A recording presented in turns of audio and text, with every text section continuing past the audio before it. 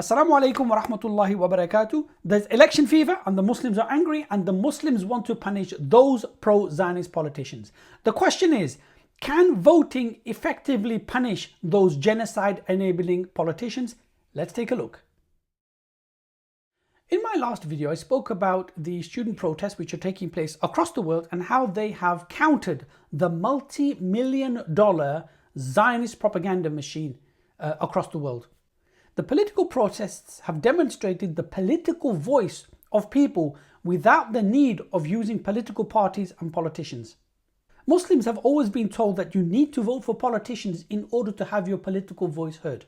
We've been told to vote this way or that way. But let's be brutally honest. Muslim MPs have done more for LGBT than they have done for Palestine or for Muslims. And those pro-Palestinian MPs that are non-Muslims, let's not conflate that with being pro-Islam. Because the kind of Palestine they want is definitely not the Palestine we want or the Palestine Islam has mandated. Supporting those MPs may be helping us to counter the Zionist propaganda, but it is not helping us to create a solution for Palestine. Supporting them, at best, is supporting their vision and not yours. So can we influence Parliament? The main role of the Parliament is to safeguard British interests and British security, and this is the role of every single Parliament in every single Western democracy. Any MP that threatens British security or British interests in their perception, they will be cancelled and they will be rejected and they will be demonised by the establishment, by the state machinery and by the state media. And did we not see how Jeremy Corbyn was treated? He wasn't pro-Islam, but he was seen as a threat to British interests and he was cancelled. And let's be honest, he had massive support. He had more support than any other single politician in Britain. But that support was not allowed to translate into anything meaningful. Being pro-Zionist is in the British commercial interest. That's why they are pro-Zionist.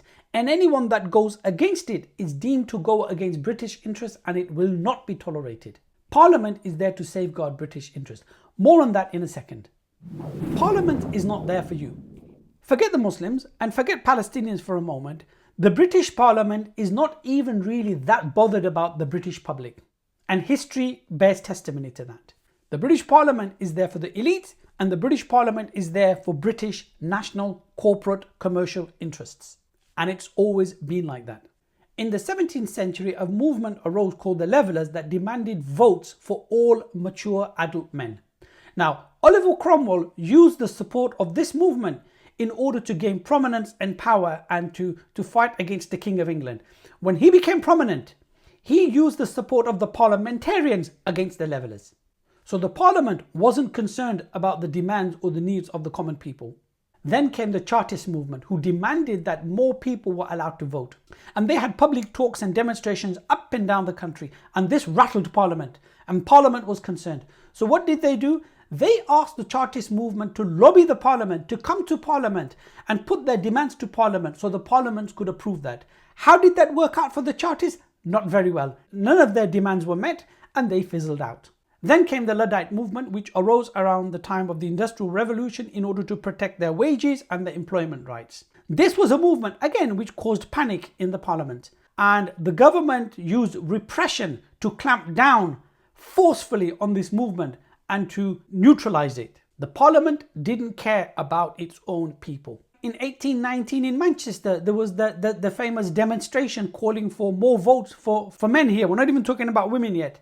Again, the government clamped down on these people, and this resulted in what the infamous Peterloo Massacre 1819 in Manchester.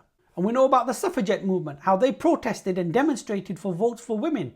And again, all of these examples I've given you are extra political actions outside of the political process that articulated the political voice of a group of people. And in this particular case, the women did get the vote, despite the ballot box and despite Parliament. Now, there was other factors for them getting the vote, because after the First World War, many men had died, women had been going to the factories and working. So because of that, they were sympathetic to allowing women to vote. So the rights won in the past by common people was despite the Parliament, despite the ballot box. Their political voice was articulated and pressure was created outside of the political process, outside the ballot box. Now you might say that was then, what about now?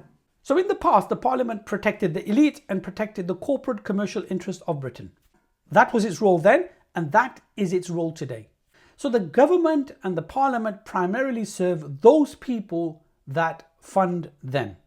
And it really doesn't matter which government is power, the government and Parliament behaves in a very consistent fashion. In 1997, Tony Blair and the Labour Party came to power after years of Tory corruption and Tory scandals. Did anything change? Not really, it was business as usual. For example, the Prime Minister of UK helped a non-citizen, a non-resident, a person who doesn't vote in the election to use the British government to benefit him.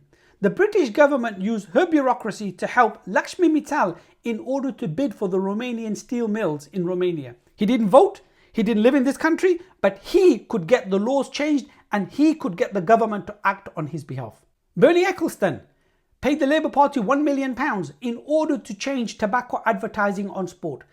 The Labour Party made a big hue and cry before the election that it was going to ban tobacco advertising in Formula 1 racing and in all sports.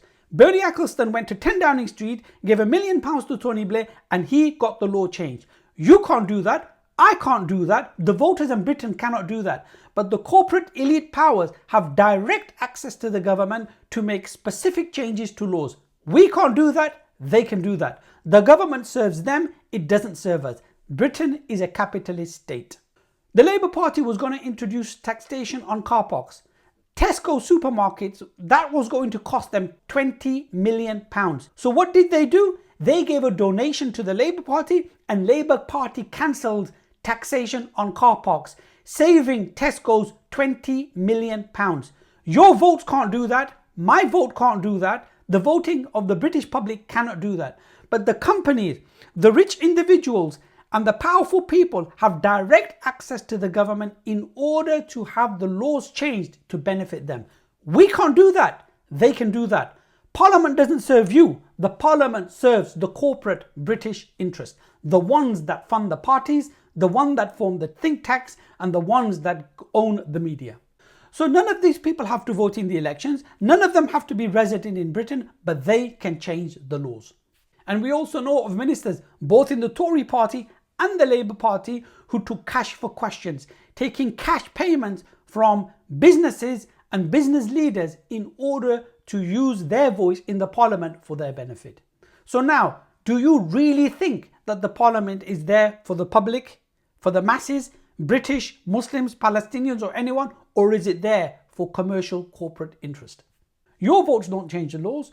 Your votes don't decide policy. Your votes are only there to legitimize the state and to legitimize state capitalism. And it is done in your name. So elections are used to legitimize corporate capitalism. You know, in 1979, when Margaret Thatcher came to power, she came to power to help corporate Britain. In the 1979 Tory manifesto, there was not a single reference to privatization. Yet when she got into power, there was an industrial earthquake and British resources and British assets were sold to private companies. Electricity was privatized, gas was privatized, the post office was privatized. Many British assets and resources were sold off to private bidders. The political manifesto of every single party is a PR document. It is not a legally binding document. The pledges in the manifesto are not legally binding. They don't have to adhere to them. And even if they go against and contradict their manifesto, there is no legal repercussions for them to do that. But won't having pro-Palestinian MPs make a difference? The House of Commons doesn't decide British foreign policy. So even if a handful of MPs do get in, they will not be able to change British foreign policy. And Palestine and Gaza is not going to be discussed every day for the next 5 years. It will only be discussed now because it's in the news. For the next 4 years, they'll be debating and discussing all sorts of other issues. Gaza may not even appear in a discussion again for the next 4 years. So what are these pro-Palestinian MPs going to do for the next 4 years when they're sitting in Parliament? Foreign policy is decided by British corporate interests, not by the Parliament, not by MPs, not by the parties. When Tony Blair took Britain to war in Iraq, many of his MPs opposed him, but they could do nothing. The Foreign Secretary objected, it made no difference. The Foreign Secretary resigned, it made no difference. So the problem is not with the MPs or even the political parties. The problem is with the British political system. And this circus is allowed to continue because it is done in the name of the public who are duped into voting for it to legitimize a system which doesn't really care about common people. Forget Muslims, non-Muslims, Christian, Jews or whoever. They don't care about the common people. Their primary focus is commercial interest. So what can we do? You know, there is a lot we can do. Voting is probably the most ineffective action you can take because it isn't allowed to translate into anything meaningful. Why are we as Muslims aiming for such low fruits? We should be aiming for high things. We should be aiming for the best, not the least. Let me give you an example. There was a Bedouin who was very hospitable to the Prophet ﷺ. When that Bedouin came to Medina, the Prophet asked him, "What can I do for you? What do you want me to do for you?" And the Bedouin said, "Give me a camel to ride and give me some goats that I can milk." And the Prophet ﷺ said to him, he goes, "Why do you not be like the woman at the time of Musa ﷺ? When Musa ﷺ asked her for a favor, she said, 'I want to be your neighbor in Jannah.'" She didn't ask for a goat or a camel. She asked to be the neighbor of Musa ﷺ in Jannah. So we as Muslims need to aim for the highest. We need to aim high, because by aiming high and doing the right actions and relying on the nasr of Allah, we can achieve so much more. Our focus in Britain is twofold. First and foremost, to protect and build our communities. There's a lot we can do about that, and a lot that is being done by many people and many groups. We need to learn to articulate an independent political voice outside of the political process, because this actually creates a pressure. And the wins that Muslims have had with regards to LGBT, with regards to prevent and CVE legislation, none of the MPs ever helped the Muslim communities on this. And all the pushback that has happened is because of independent action by independent Muslims and independent groups. It shows that we are capable of making political achievements without relying on political parties. And secondly, we are one ummah. Our concern, yes, is locally about our communities here, but we are not British or French or German, American. We are one ummah. This ummah is 2 billion strong. Our vision is global, and our concerns are global, and our mission is global. When Rasulullah sallallahu alayhi wasallam, in the very early days of his da'wah, when the Quraysh knew that this man has come to change the world, they used to mock him. And there was a man called Afif al-Kinda. He heard this. He was the friend of Abbas radiallahu anhu, the uncle of the Prophet sallallahu alayhi wasallam. And this man claims to rule over Persia and Rome. Afif al-Kindi ignored that. And 20 years later, when he embraced Islam, he wept like a child because he wasted 20 years. Let's not be like Afif al-Kinda and waste 20 more years trying to achieve things which are unachievable, and aim high and achieve what Allah asks us to achieve. So we should look not at appealing at Labour and Tories or local politicians. Why do we not appeal to powerful people in the Muslim Ummah, whether it's the Muslim armies, whether it's businessmen, whether it's chieftains, whether it's prominent ulama, whether it's powerful people in the Muslim Ummah? Why do we not appeal to the powerful people within the Islamic Ummah to bring about a change that will benefit the whole of humanity? Why don't we do that? Didn't the Prophet ﷺ make dua for Umar al-Faruq when he was the enemy of Islam and fighting Islam? Didn't the Prophet ﷺ approach the chieftains of tribes who were not even Muslims looking for Nasr? Rasulullah aimed high. And if we truly want to follow the sunnah of Prophet ﷺ, we too need to aim high and appeal to strong and powerful people in the Islamic Ummah who can make a change. So let that be an example for us, and let that be our mission in life.